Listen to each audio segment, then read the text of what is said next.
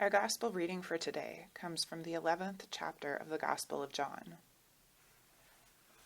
Now a certain man was ill, Lazarus of Bethany, the village of Mary and her sister Martha.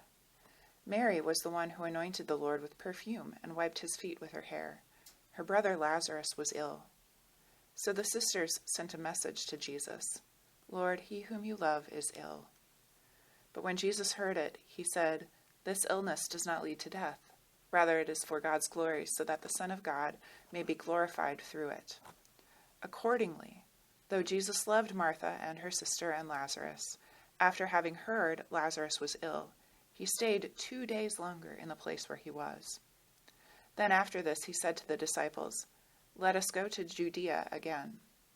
The disciples said to him, "Rabbi, the Jews were just now trying to stone you, and you are going there again?"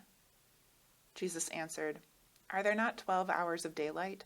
Those who walk during the day do not stumble because they see the light of this world. But those who walk at night stumble because the light is not in them." After saying this, he told them, "Our friend Lazarus has fallen asleep, but I am going there to awaken him." The disciples said to him, "Lord, if he has fallen asleep, he will be all right." Jesus, however, had been speaking about his death, but they thought that he was referring merely to sleep. Jesus then told them plainly, "Lazarus is dead.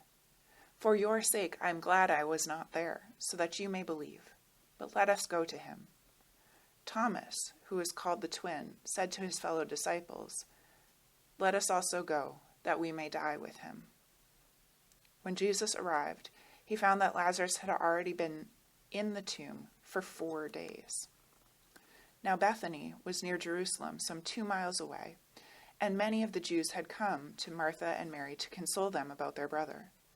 When Martha heard that Jesus was coming, she went and met him, while Mary stayed at home. Martha said to Jesus, "Lord, if you had been here, my brother would not have died.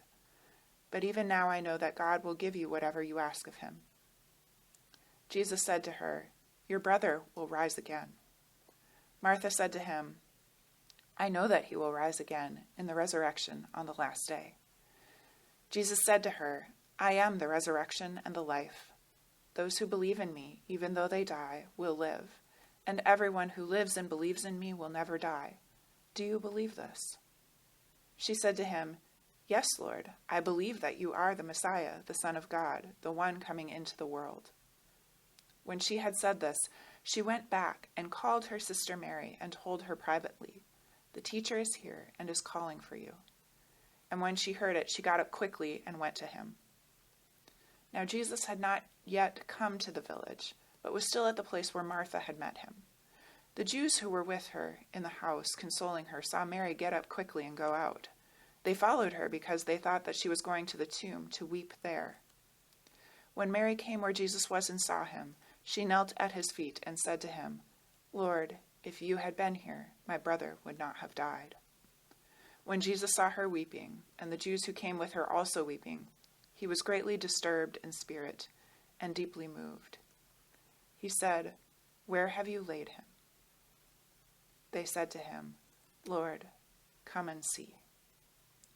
Jesus began to weep. So the Jews said, "See how he loved him." But some of them said, "Could not he who opened the eyes of the blind man have kept this man from dying?" Then Jesus, again greatly disturbed, came to the tomb. It was a cave, and a stone was lying against it. Jesus said, "Take away the stone." Martha, the sister of the dead man, said to him, "Lord, already there is a stench, because he's been dead for 4 days." Jesus said to her, "Did I not tell you that if you believed, you would see the glory of God?" So they took away the stone. And Jesus looked upward and said, "Father, I thank you for having heard me.